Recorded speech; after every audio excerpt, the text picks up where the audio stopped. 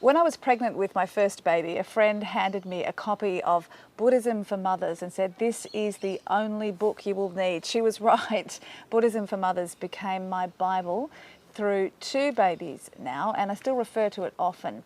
It's the only book I've been able to find that focuses on the joy of being a mother and helping to generate more of that by being mindful, there's that magic word, and present. And Buddhism for Mothers author Sarah Napthali is here now on Mother's End. Thank you so much for joining us. Pleasure. Obviously your parenting philosophy is based on Buddhism. Does that mean we all have to be Buddhist to enjoy motherhood? Definitely not. And calling yourself a Buddhist is really not the point. I actually don't call myself a Buddhist on many occasions. And the Buddha himself said, try what I have taught. If it works for you, that's good. If it doesn't, don't worry. He wasn't fundamentalist about, follow all these teachings or else. So all these books on parenting, is there a way to learn to be mothers, or should we be relying more on our instinct? I'm very much for relying on our instinct, but I think that said, you have to be present and attentive. Like, relying on your instinct is sort of just living on automatic pilot unless you're being present. And living on automatic pilot, you can be very habit-driven, and our habits aren't necessarily skillful. But when you're really present and mindful and self-aware, then I think you're well equipped to rely on your instinct, because you're going on what you've observed and what everyone's feeling right now and responding to the moment. You say in your books quite often that the greatest gift we can give our children is to be present. Is that as simple as it sounds?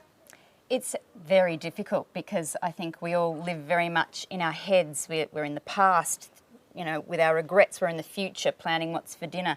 It's really, really hard. It feels really unnatural to live in the present, and it's something that we have to remind ourselves to do again and again and again, and never beat ourselves up for not living in the present, because we are going to fail a million times. What I've discovered about motherhood is it's actually a great opportunity for looking at ourselves, for personal growth. You describe it as, in your words, the world's greatest learning experience. Yes, well, it has been that for me. I've found it very transformative for myself. I feel like it's changed me a lot. I think it really teaches you not to take on all the messages of the world, to rush, be productive, achieve, all those things that get you really hyped up. I think being a mother can potentially really teach you to drop all that and just be. And that's a very different quality of experience, I think, and children are ideal for that, because they live in the present and they model it for us. So they're raising us as much as we're raising them. Yeah, our children can really teach us so much, can't they? They can, yes, especially about fun and playfulness and about the things that are before our eyes that we've stopped looking at and that they remind us of. I think you call it reconnecting to the wonders of life through our children. Yes. And travelling with them can really bring that out too. They're always pointing to things. What's this? And then stopping and making you look at things that you might have overlooked. It's very tempting as mothers, when we're so busy and the kids are running around, to will time away, waiting for that next moment, waiting till they go to sleep. How is it possible to validate each moment, even the really tough ones? Well, my answer to that might be a bit surprising. One word, brace yourself, death. Buddhists don't shy away from the concept of death the way we Westerners do. We brush it under the carpet and we don't bring it up in daily conversation.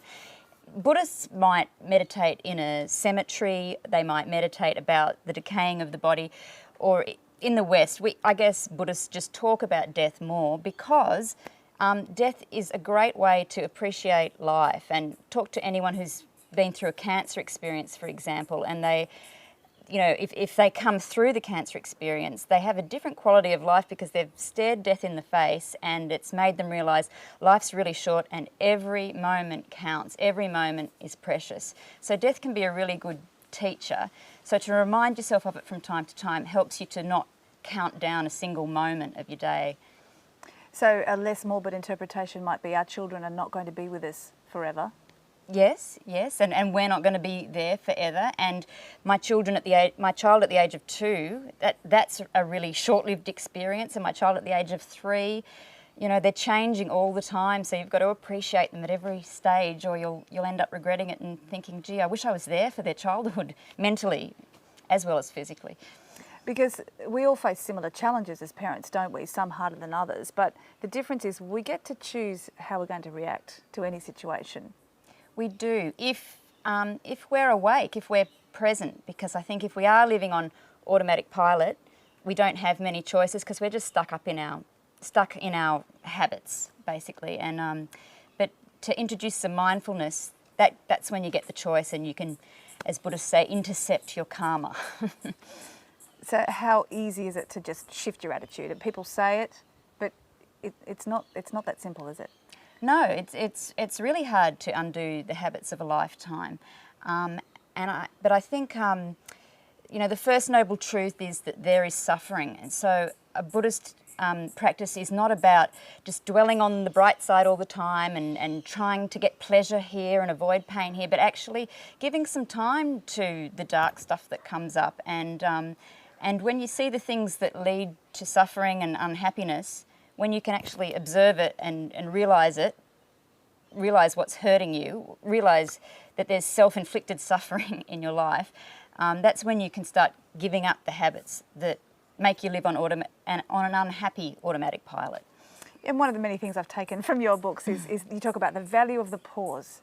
There's so much in just stopping before you react. Yes, and in inserting as many pauses as you can. And I sometimes call it the 1 minute grab. You know, sometimes you get a whole minute to pause. You might be at the park, you might be in a supermarket queue, and if you can just come back to your body in the present, come back to your breath, notice any tension in your shoulders, just really use those little minutes that you get in your day to just come back and check in and make sure that you're showing up for your life, as in, you know, being there for it. And you talk about practicing equanimity, patience and acceptance. How do we do that when there is milk on the carpet and banana mashed into the couch? Yes. Good question. I like the Buddhist analogy of if you add some poison to a cup of water, the cup of water is totally contaminated, but you add a little drop of poison to a whole lagoon and it doesn't make any difference. Now, that's a Buddhist analogy because if our mind is contracted and small and cranky, spill the milk on the carpet and you'll explode, you'll just fly off the handle. But if you're cultivating a calm mind, if you're cultivating mindfulness, if you're cultivating patience and a different way to be, then it's just like that drop of poison going into the lagoon. You have a spacious mind. So Buddhists often talk about spaciousness of mind. You want your mind to be a large place, and how do you get it to be a large place? You meditate, and if you can't actually sit on a cushion, then you do it at red traffic lights, or you do it as you're washing the dishes, or as you're doing household chores. It's a great time to just be meditative. Even those of us who do that kind of practice, you still lose your temper. We're only human. You get frustrated with your children. So what can we do to redress that if we do get into those situations? Yes, I'm glad you asked that, because once in an interview I was asked, so do you still get angry? I almost got angry on the spot. Of course I do, just about every day.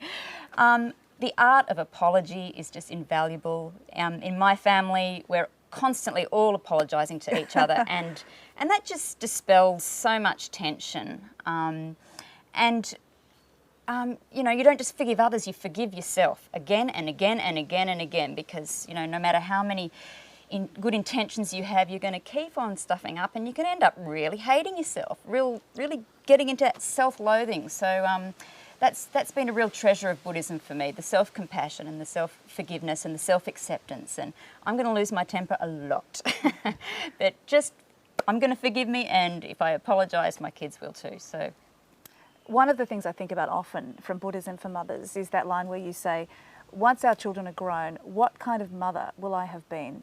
It's a great check-in to do in the moment, isn't it?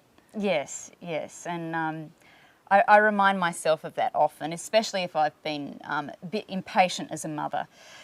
I can't help but think, oh, is this what they're going to remember from all those years? So, yeah, I am very mindful of that. What will the big picture be in the end of how I behaved as a mother? Could we get your top tips for making motherhood easier? Yes, I think the Buddha's advice, guard your thoughts. Just be very mindful of that inner commentary, because there's just so much in it to learn from. I don't know about the mothers listening, but for me it can often be negative. Because, you know, as humans we have a negativity bias. We might get 5 pieces of praise and 1 insult, and we'll concentrate on the insult. We'll concentrate on what's going wrong. So guard your thoughts, and then you can dispute them when they're not helpful, or disregard them if they're not helpful.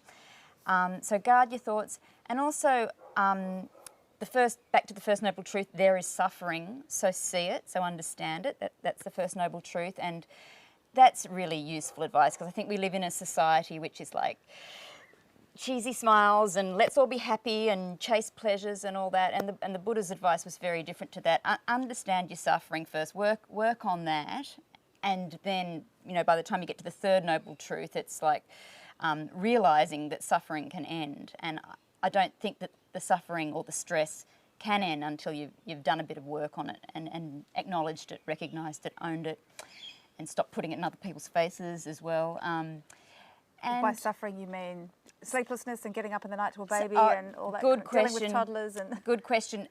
Yeah, the Four Noble Truths all refer to suffering, and that's a bit of a lazy translation. It's actually dukkha, the Pali word, and which is just any form of stress, really, unsatisfactoriness.